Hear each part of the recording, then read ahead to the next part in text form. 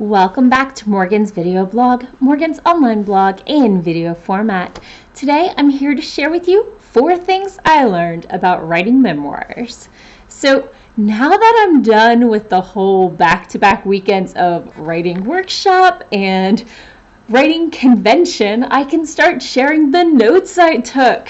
Today I'm going to start with the notes from the Write by the Rails fall workshop from the breakout session on memoirs.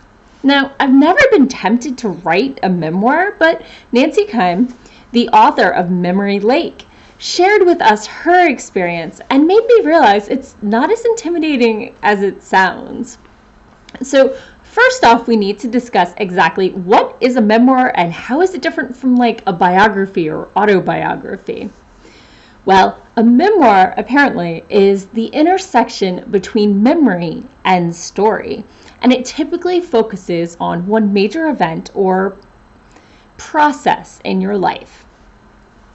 And I learned from Nancy that you don't need to have an outrageous life, you just need to be prepared for these 4 things when writing a memoir.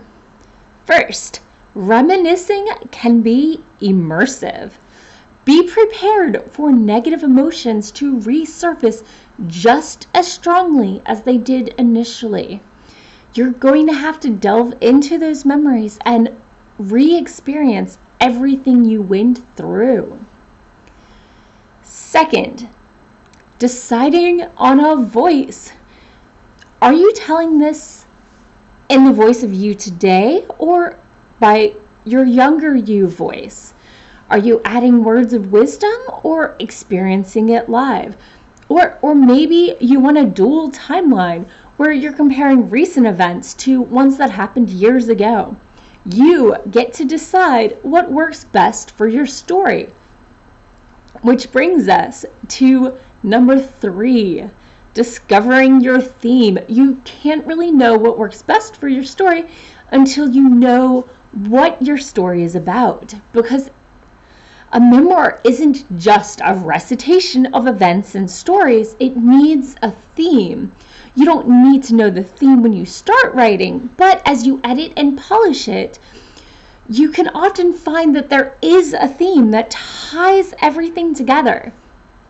Often it's self-growth or discovery, coming into one's own, the way truths or lies impact your life, or the impact of a single person on the trajectory of your life. And finally, the 4th thing you have to remember when writing a memoir is resist holding back. You don't actually have to worry too much about being sued by people who don't like their portrayal. A memoir is supposed to be moderately fictionalized, and it's your memory. Everyone's going to remember events differently, and it's hard to say if you remember right or wrong.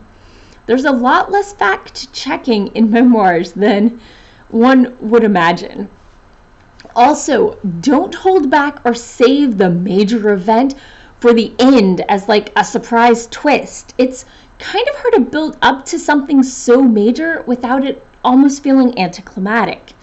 Have that critical event be the starting point, or make references to it and make the reader anticipate, along with current you, getting through the story and to that event. And that's it.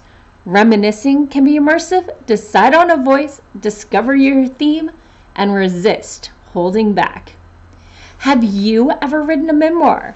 Tell me about your experience. Have you thought about writing one? What do you want to share with the readers? Thanks to Write by the Rails President Jan Rail for organizing the workshop, and a special thanks to Nancy for sharing her experiences with us. Thank you for tuning in for my weekly writing tips and writerly musings, and tune in again next week. See you then, and as always, feel free to subscribe and leave your comments below. Bye.